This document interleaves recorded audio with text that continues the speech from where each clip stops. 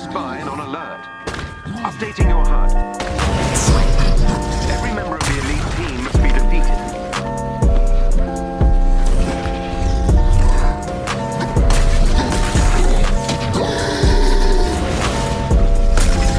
One of their agents is down. Excellent. Another agent.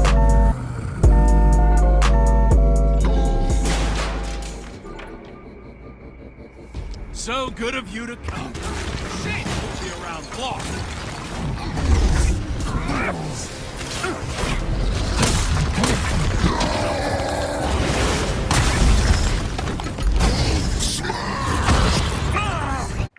Hello everyone, Stardust here. Welcome to my first true video after my welcome video, and today we're going to be talking about my Boss Breaker Hulk build. Now, you've already seen the clip, so you already understand why I'm proud of this one. So we're going to be talking about it a little bit, going through the gear pieces, going through the skills, and hopefully you guys can pick something up. And if not, then you can just tell me how terrible I am. But however, hopefully you won't have to do that. So we'll start off with the stats. As you can see, 290 Valor, of course, that, you know, big for heroics. My proficiency, of course, boosts critical chance. You know, that's just what you want, really, when you're doing your big heroic maneuvers. You want as much damage as possible. Now, you're probably thinking to yourself, Stardust, why is your might so terrible? Why is your resolve so terrible? And why do you even have intensity? Now, my friends, I can explain all of this to you. This is not by mistake. This is by design. So we're gonna look at the first gear piece here. So, as you can see, faultless inspiration, nanites, Valor 38, proficiency 38, intensity 42. Now, Valor is of course the main focus of this build as we're going for heroics. However, sprinkling in a few other little pieces as well, just to make it my own, just to make it as best as I possibly can. So 14% chance melee critical attacks boost willpower. Now, that was a very lucky pull. However, that helps with my resolve, because obviously I'm going to be doing a lot of melee attacks when I'm not doing my heroics, and therefore that'll help me boost up my willpower just a little bit. So heavy power attacks trigger a burst of plasma damage. Now, this is extremely important when it comes to the build, and you'll see why on the second piece of gear.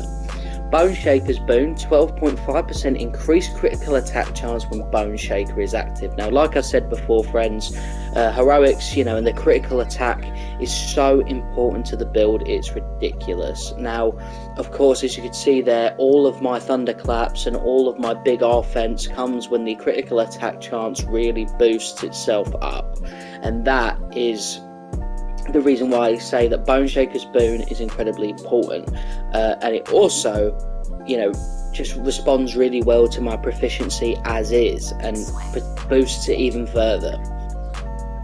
So as you can see here, Adept Buff Enhancer, Adept Buff, 29.2% chance defeating an enemy with a small debris attack grants a damage buff. Now, you saw me do that before, where I threw it into the glass, and the game treats that like an enemy. So of course it procs the damage buff. I put on the other damage buff, which you get from the Null Stone, which I'll speak about shortly, and that gives me the double, you know, the double damage buff. And as you can see here, proficiency and Valor, that's something you'll notice quite often with this build. You'll notice that I try and go for Valor as much as possible, but proficiency just finds its way to sneak in. Small debris attacks deal gamma damage. Now, let me explain why this is important. So, as you remember, I had plasma on my heavy attacks. Now, I don't know if the game intends this, so this could be a bug, this could be patched later today or tomorrow, I don't know, but for now, I'm just going to assume it's a part of the game. Doing power attacks with plasma or a warm, you know, effect, while having rage procced, will use gamma at the same time. Now, of course, warm and cold, you know, positive and negative combined, that gives the battery damage, so therefore my enemies are constantly taking battery effect damage. Now, that makes up for my low might, and of course with the boost in critical damage as well, that is pretty much, you know, just as high as it would be if I focused on might in this build in general. And of course 11.3% increased damage from power attacks, that allows me to get another bit of boost in power attacks, because if I am going to be attacking an enemy, it will most likely be with power attacks to clear up some crowds without my heroics. So as you can see, a reflective buff component, proficiency again, might again, valor again, you know, and also chance, parry, incoming attacks grants a damage buff. Now this is why this one's important. This is why I'm very glad I managed to get this piece. Now, if I can't hit an enemy or kill an enemy with my rock throwing, I can always rage parry. Now of course, if an enemy is about to come after you, about to hit you, they will come up with a bluish whitish kind of circle over their attack part and you can of course parry that with rage. Gives you a chance at a damage buff, gives you a chance to right your wrong in case for some reason you can't get the damage buff from the ranges that you do. Bone Shaker's Quake Stimulator, Valor, of course, Resilience and Resolve. Now those are pretty much the only real places where you'll see resiliency and resolve as a big feature in a part of this build. Now the reason why that is because he's not a glass cannon, he can survive. I've tested this out. However, I would say that doing freakish damage is of course the goal here. He's called the boss breaker for a reason, my friends. He was able to thunderclap Taskmaster in one go without even looking at him. There's a reason that we have to kind of glass cannon him a little bit. So anyway, 30% increased stun damage when Bone Shaker is active. Now the reason I like to go for the stun damage is because of course we're farming for heroic orbs, and I have a part of my skill tree which you'll see in a moment where Hulk does a takedown, it will spawn heroic orb. Of course stun damage is how you get enemies to be in a stun state to do a takedown on them, which is the reason that I decided to go for increased stun damage over, say, something like this, where it's 20% increased damage while Bone Shaker is active. Of course, this would probably be better for boss fights, even though it takes down my heroic rating just a little bit. But I think all in all, as an overall build, as a, you know, playing every single mission type of build, I don't think you can go wrong with the piece that I've got as well. And you've got 21.8% chance activating a support heroic, in this case Bone Shaker, to gain heroic charge burst. Obviously that will assist me with getting back the rest of my orbs to carry on doing more heroic damage. Now we go over to the exotic artifact. Now you have two choices here, my friends. In my personal opinion, if you're not doing a villain sector, don't fancy getting huge ridiculous numbers on bosses, I would go with the ring artifact here. Sorry that took a while, for some reason it wasn't showing up. I would go for this one right here. It increases amount restored by all orbs by 12.4%. This means that when I activate the L3 and R3 in this case, that can generate a regen pack, heroic orb or intrinsic orb, this will give me more of it. You know, this will fill my meters up faster, which is exactly what you want in this case. And of course it'll help when when you see my skill tree, you'll understand how much heroic orbs are supposed to be dropping. It basically means I never lose my heroics. Now that sounds good, but the reason I go for damage buff sometimes is because there is so much potential here with the damage buff. Of course, 6.2% increased critical chance when a damage boost is active. That boosts my proficiency. You know, my critical chance in general goes up higher. It's a good time. And increased duration of all damage buffs by 4 seconds. You can't go wrong with that. Of course, if you need an extra 4 seconds to kill an enemy, then you can take that extra 4 seconds. And of course, to activate the damage buff, it's L3 and R3 together. Now, as you can see, Nornstone of Attunement, Resolve 40, Valor 43, Proficiency 41. Now, increased critical hit chance again for power attacks. Even though it's only a little bit, it's still helpful towards the overall critical hit chance that my Hulk gets regardless. So of course, a lot of these pieces, I will say, these are pieces that I'm just lucky that I was able to get. Some I knew I wanted to get. So for example, I really wanted to get this piece over here, but others I was just magically given and I was very happy with. So of course, that's how a lot of these builds go. Yellow ISO 8, of course, triple Valor. You can't go wrong with triple Valor, can you really? Especially when you're trying to get as much Valor as humanly possible. And then anyway, we're going to move on to the skill tree now. Obviously I won't talk about the primary because everyone should have this, you know what I mean? But specialty, right, so I won't go through these because of course everyone is going to have these. You know, these are ones that you just unlock naturally, but I will talk about the choices. So defeat 5 enemies while Bone Shaker is active to extend its duration. Now, when you're doing Bone Shaker and you do your Thunderclap or you do Heroic, and most of the time enemies are going to die.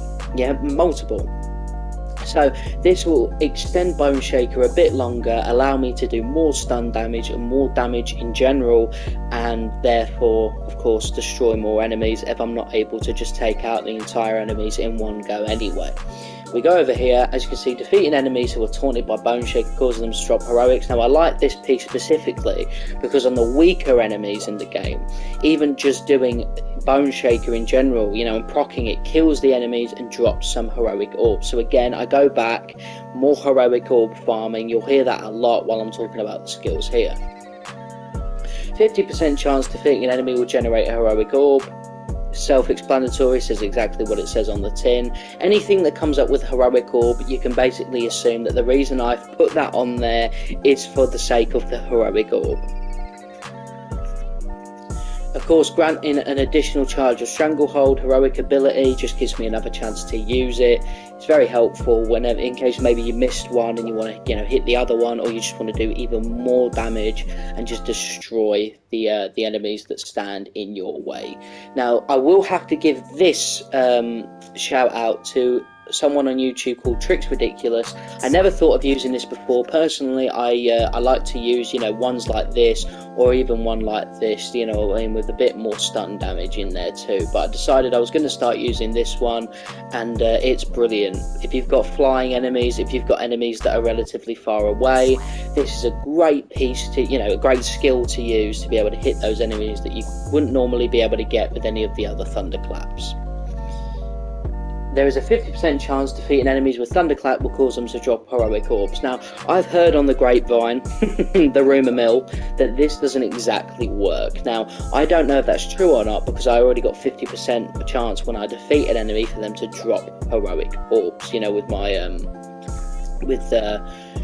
this piece here, with the Assault heroic ability. So I'm not too sure, but I have witnessed enemies be defeated with Thunderclap and drop heroic orbs, so I'm going to continue to use it. However, of course, if people have done their own research and they've noticed it, then I'm more than up for changing it as needs be. So we go on Mastery now. As you see, we're going the melee. Bias grip. A lot of these are going to be related to holding enemies, something I wouldn't really do often, I'll be perfectly honest with you. Like this one, attacks with held enemies and are protected from interruption of enemy attacks, however the damage will still be applied. Now, of course, this works, however I wouldn't really be doing it often. Most of the time the enemy should be pretty, taken out, unless I'm doing something like a hack mini game, where not mini game, my apologies, the objectives, where of course I've got to go to A, B and C. It's probably the only time I'll ever really do it. So increases damage and impact of held enemies. This is always good, if I'm grabbing an enemy and I just want to defeat him really quick, proc up rage, 20% extra, destroy him nice and easy. Performing a takedown, forcing an enemy to drop an heroic orb. I mentioned this earlier with the stun damage of Bone Shaker. You get the double for killing an enemy when they've been taunted via Bone Shaker, and of course you've got the heroic orb from the takedown as well, if you're able to inflict both. It's a really good little combination. Throwing debris of any size explodes on impact, inflicting normal and stun damage over a wide area. Now, this is pretty self-explanatory. A lot of this is stun damage because, of course, I'm trying to get as many heroic orbs as humanly possible to inflict as much damage and get as many, heroics as possible. So, increases ranged attack damage by 15%. I put this on because, of course, there's some enemies in the game that maybe you want to, hit to proc the damage buff of the 20% chance of killing an enemy with small debris will give you the damage buff. This just helps along the way. Of course, you can see I've got very low range, so it's always good to give yourself a little extra boost. Increases speed of picking up both large and small debris. Now this is for exactly as it says on the tin, my friends. You want to get it up as soon as possible. You want to be a rock throwing machine so you can proc that damage buff and get ready to destroy some bosses. Increases charge rate of all heroic meters by 15% while rage is active. As I said, you'll be using rage very often with the Hulk, no matter what build you're using. So increasing the rate of all heroic meters only helps my cause of getting as much heroics as possible. Increases all damage by by 15% while rage is active. As I said, you'll be using rage often. It'll become like sixth sense with the Hulk.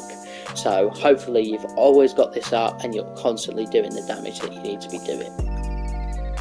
Increases the maximum amount of intrinsic rage energy by 15%. This just gives you more rage because you'll be using a lot of it, as I've mentioned previously. So we move over here. Increases a critical attack chance by 15% while overcharged. Now, this is so good. So you'll notice how in the Taskmaster fight, for example, I did the Stranglehold. Now, and that overcharged me, and therefore it even raised my critical attack chance by even more. So the Thunderclap just naturally does ridiculous damage, and that is why I love this like piece to pieces. Ironically, alright, with the name. But yeah, if I didn't have this, I don't think it would be the same with any of these other choices. I just can't see it personally. Increases all damage by 20% while overcharged. As you can see, these two work hand in hand. They're basically brother and sister, let's be honest. And then we go over here. Reduces the rate at which overcharged energy drains, allowing you to stay overcharged longer. For whatever reason, if you're not able to kill the boss or the enemies, for any enemies for that matter, while you're overcharged, just being able to stay overcharged a little longer allows you to tie up loose ends, so to speak. So that was my boss breaker build. Of course, this is a much longer video than I'd usually make, but these are the type of build videos I want to make, ones where you'll be able to just hear my voice, listen to as much as you can. If you need to skip in parts of the video to get certain gear pieces or take screenshots, that's what these videos are really for. But it's good for me to be able to learn how to speak to you guys without the power of just constant editing, as well as being able to talk about these builds in great detail. You know, I'm not going to be editing nothing of this out, minus the own little, you know, YouTube flair that you do. So make sure to follow me on Twitter, make sure to follow me on Twitch, as I'll be doing the Hawkeye Future Imperfect playthrough whenever I finished him first, because I would hate to be spoiled. But anyway, hope you enjoy this build. If you do, make sure to tag me on Twitter with you using this build if possible. Maybe you can make it even better than mine. I'm sure you can. Thank you, ladies and gentlemen, for watching. Peace out. I think it might be expecting you.